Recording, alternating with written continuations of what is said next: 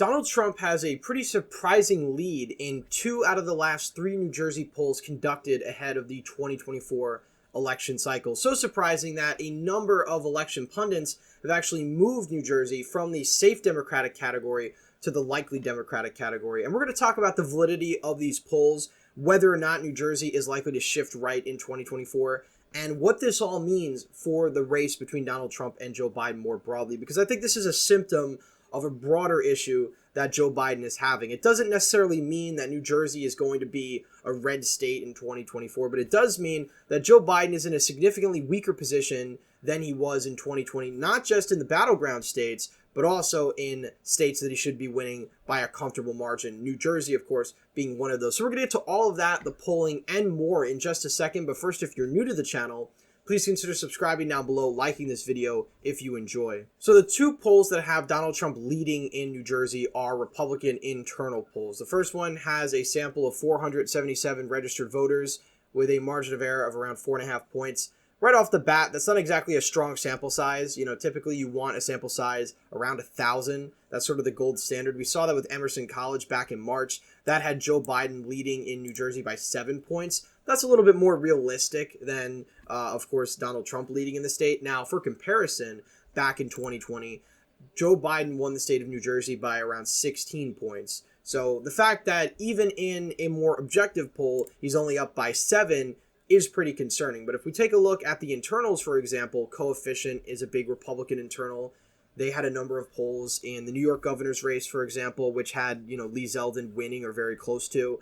And while Lee Zeldin ended up getting very close in that election, he certainly didn't win by any stretch or get it relatively within low single digits. And then you have United 2024, which is another Republican internal, which has a very small sample size and a large margin of error. So I wouldn't really take what these polls have to say too seriously. The only thing I would note is that Joe Biden in all of these polls is under 50%, and that's a pretty poor sign for a Democrat in a blue state, especially in the Republican internal polls. Again, I take those with a little bit more of a grain of salt because, again, first they have Donald Trump leading, which I don't think is going to happen, and second of all, they have Joe Biden at only 40%, and 20% of the voters are really undecided, whereas in the Emerson poll, you only have 15% of undecided voters. Joe Biden's at 46, Donald Trump's at 39. That's a lot more realistic to what we would expect in New Jersey. Now, the state of New Jersey has 14 electoral votes. If we fill out the election map with all of the non-toss-up states, this is what you get. Joe Biden at 211 electoral votes,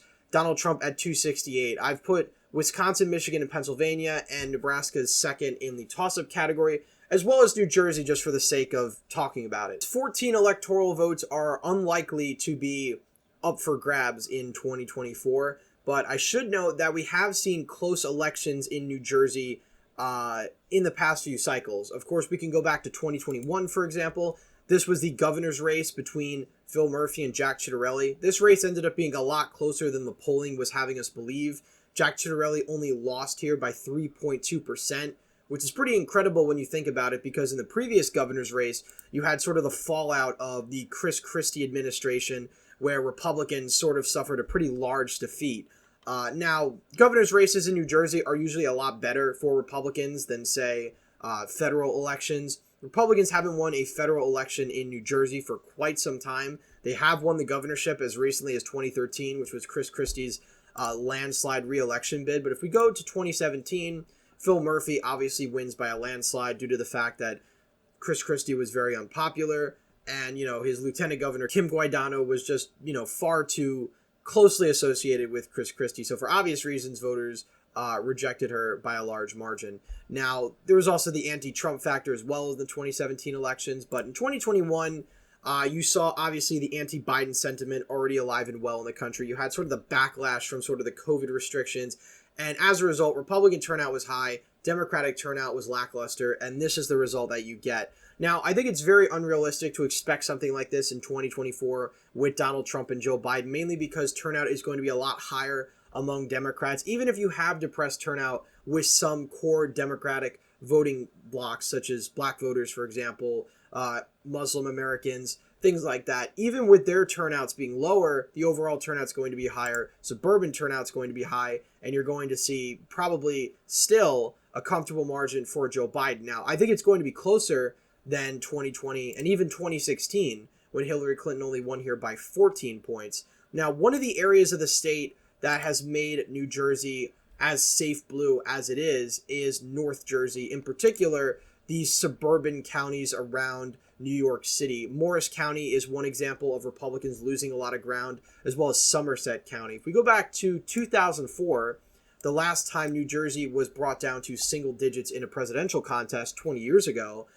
John Kerry won the state of New Jersey by around 7 points against George W. Bush. And even for the time period, this was considered very close because New Jersey had voted for Republicans as recently as 1988 at this point. It was only 4 cycles before 2004. Now, if you look at the margins that George W. Bush got in Morris and Somerset counties, they're very different than the margins that Donald Trump got in these two counties. Again, more populous suburban/exurban counties outside of the New York City metro area. We can even look again at places like Bergen County, another example of the Republican sort of slide in the suburban parts of northern New Jersey. Donald Trump lost here by around the same margin he lost the state, so around 16 points. If we go back to 2004, we'll look at Bergen County first.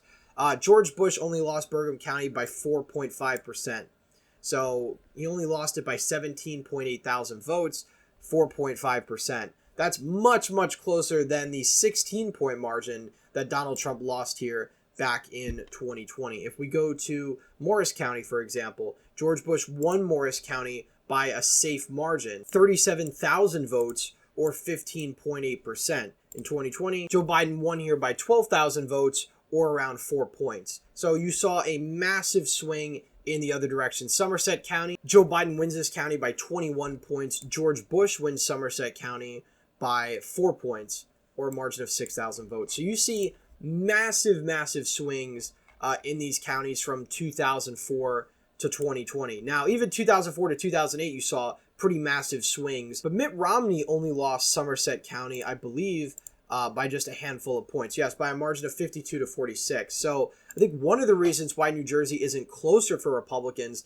despite them doing much better in the rural parts of the state, you know, sort of the northwestern corner that borders the Poconos or South Jersey, is because you've seen a slide in support in sort of the New York City suburbs and exurbs. Now, you know, going into 2024, I still think New Jersey is probably going to be safe for Biden in the sense that he's going to win it no matter what. I think, you know, Donald Trump winning New Jersey would be sort of the flip of the century for the Republican Party. I don't think that's going to happen. But the fact that Joe Biden is struggling in these polls, and these are Republican internal polls, so again, they're going to be biased towards Republicans, they're going to favor Republicans, but the fact that you can even churn out a result where Joe Biden is losing the state is pretty alarming for Democrats. And again, if we look at the RCP average, overall, Donald Trump leads Joe Biden by 3.3%. This might be one of his largest margins ever in the popular vote when it comes to the polling. The largest we've ever seen was back in the beginning of 2024. But we're approaching that margin again. Joe Biden has taken a massive drop, and that's sort of that post-debate